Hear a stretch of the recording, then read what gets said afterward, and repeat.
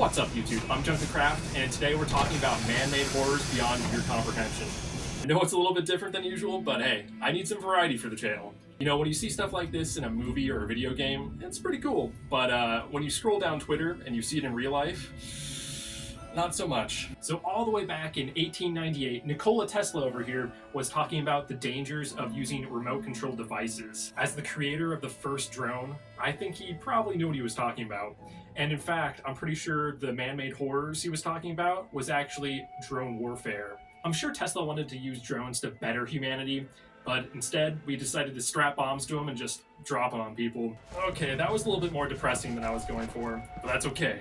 Here are 3 more horrors beyond your comprehension, and trust me, this next one will put a smile on your face. Okay, you guys might not be smiling, but he sure is.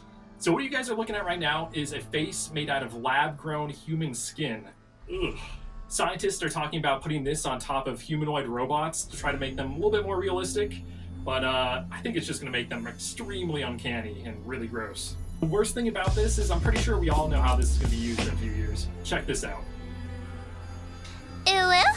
Now that's way better. All jokes aside, I'm sure this stuff's going to be used for a lot of medical research and it's going to help a lot of people, so good job. The smiling robot wasn't too bad, but this next thing I'm about to show you is straight from Star Trek, and I don't think it's going to help anybody. So if you were to commit a crime, instead of going to jail or prison, you could just hop in a machine and get your memories wiped. So lucky for us, this is just a concept right now, but you know in 10 to 20 years, they're going to try to make this a real thing. So what would you guys do? Would you have your memories be tampered with, or would you just sit in a cage for years? Personally, I think time is the most valuable commodity we have, so I would probably get my memories tampered with. Let me know what you guys would do in the comments below. I think Star Trek Deep Space Nine does a great job showing why we shouldn't do this. Here, Miles O'Brien was falsely accused and was punished anyway. When they gave him new memories, it caused him to get a really bad case of PTSD, and, well, just look here, it almost ends really poorly. While I do think that the ability to give people memories might be useful in an educational setting, it really could lead to a lot of bad things, and is definitely cruel and unusual punishment, so no thank you. So that last one was a little bit dystopian. Let's switch to something a little bit more positive. Imagine being able to mesh technology, biology, and even philosophy all in one thing. That's exactly what organoids are doing.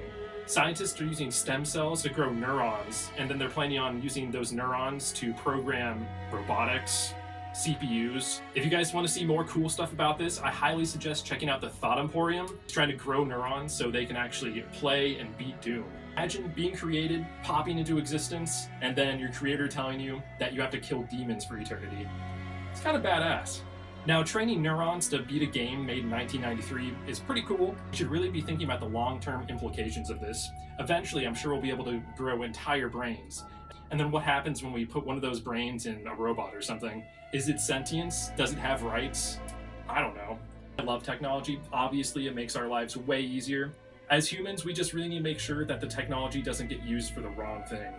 Well guys, I hope I didn't scar you too much with these man-made horrors. If you liked the video, make sure you leave a comment, and I'll see you in the next one. Peace out.